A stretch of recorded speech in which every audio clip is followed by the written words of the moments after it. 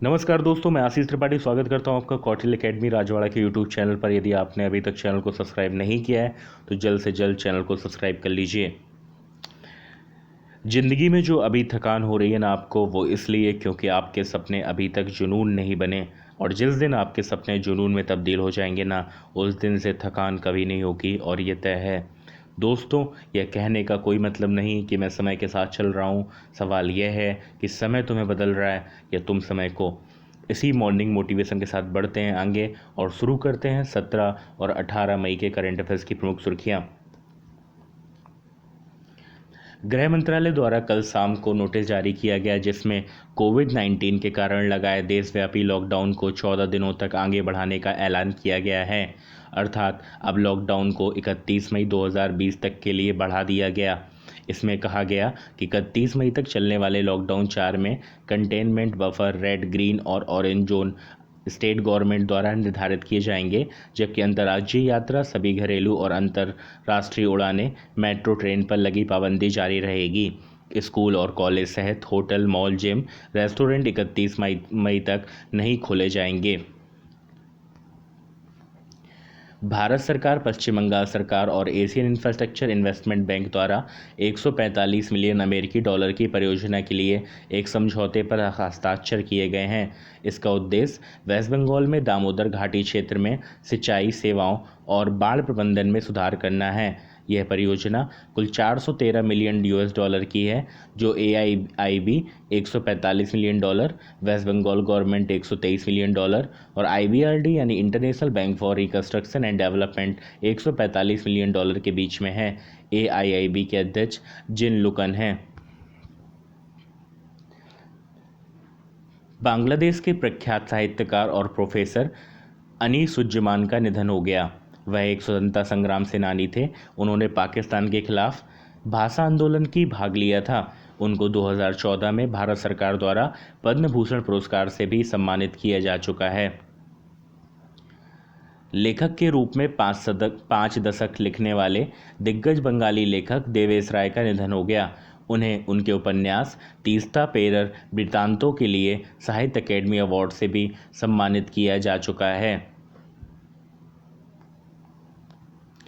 हर साल 16 मई को चिकित्सा, संचार और ऊर्जा के रूप में विविध क्षेत्रों में भूमिका निभाने के लिए इंटरनेशनल डे ऑफ लाइट मनाया जाता है।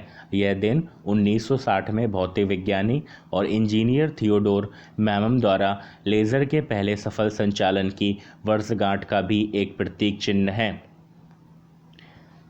हर साल मई मंथ के थर्ड सैटरडे को यूएस आर्म्ड फोर्स डे अर्थात अमेरिकी सशस्त्र सेना दिवस मनाया जाता है। इस साल यह 16 मई को मनाया गया। यह दिन आर्म्ड फोर्स द्वारा निभाई जाने वाली बहुमूल्य भूमिका के बारे में नागरिकों को शिक्षित करने में अहम भूमिका निभाता है। पहला आर्म्ड फोर्स डे 20 मई 1950 को मनाया गया था। जॉन एफ कैनेडी ने साल 1961 में आर्म्ड फोर्स डे को राष्ट्रीय अवकाश घोषित किया था। ओपेक यानी ऑर्गेनाइजेशन पेट्रोलियम एक्सपोर्टिंग कंट्रीज में ईरान के प्रतिनिधि हुसैन कंजपोर अर्देबिली का निधन हो गया। उन्होंने लगभग 20 वर्षों तक ईरान के ओपेक प्रतिनिधि के रूप में कार्य किया था। ओपेक का हेडक्वार्टर वियना, ऑस्ट्रिया में है।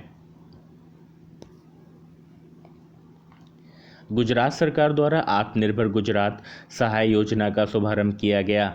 इस योजना का उद्देश्य ब्याज सब्सिडी सहित 1 लाख रुपए तक का गारंटी सहित लोन प्रदान करना है। यह सभी सुविधाएं राज्य के 1 लाख से अधिक छोटे व्यापारियों, छोटे पेशेवरों के लिए शुरू की गई है। गुजरात के मुख्यमंत्री विजय भाई रूपानी हैं, जबकि राज्यपाल आचार्य देवव्रत हैं।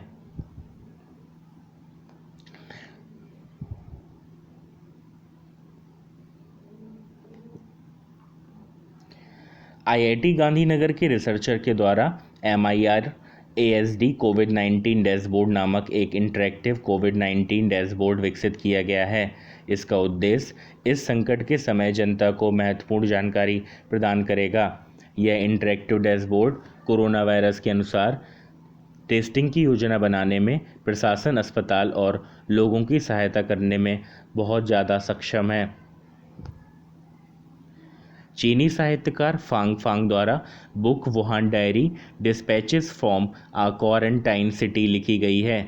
यह बुक ऑनलाइन डायरी एंट्रीज और सोशल मीडिया पोस्ट का संकलन है जो कोविड-19 के दौरान 60 दिनों के लॉकडाउन में लिखे गए हैं।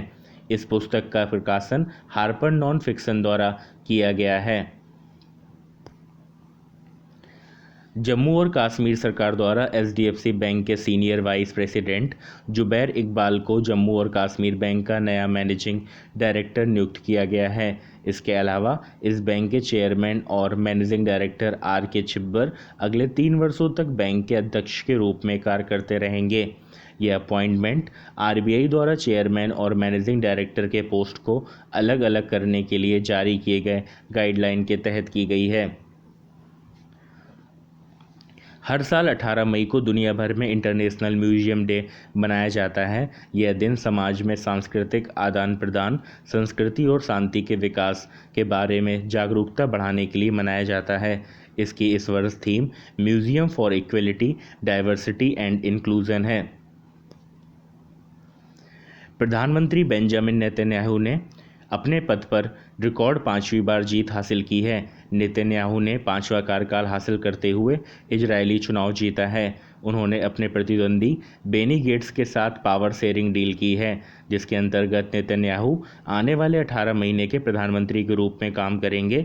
तब तक बेनी गेट्स देश के रक्षा मंत्री के रूप में कार्य करेंगे। इसके बाद दोनों अपनी भूमिकाओं की अदला बदली कर लेंगे। इजरायल की राजधानी यरूशलेम है, जबकि यहाँ की मुद्रा शेकेल है। हर साल 17 मई को world telecommunication and information society day मनाया जाता है। इसका उद्देश्य इंटरनेट और अन्य सूचना और आईटी के इस्तेमाल से समाज और अर्थव्यवस्थाओं को आगे ले जाना है। इस वर्ष इसकी theme connect 2030 ICT for the sustainable development goals है। वर्ल्ड टेलीकम्युनिकेशन डे 1969 से 17 मई को मनाया जा रहा है। इसी दिन 17 मई 1865 को इंटरनेशनल टेलीकम्युनिकेशन यूनियन की स्थापना की वर्षगांठ भी है। वर्ल्ड हाइपरटेंशन डे 17 मई को मनाया जाता है। इस डे को मनाने का उद्देश्य बढ़ते हुए ब्लड प्रेशर के बारे में जागरूकता को बढ़ावा देना है। इस दिन को पहली बार मई 2005 में मनाया गया था। इस वर्ष इसकी theme major your blood pressure, control it, live long है। मिलते हैं नेक्स्ट वीडियो में, तब तक के लिए धन्यवाद। जय हिंद।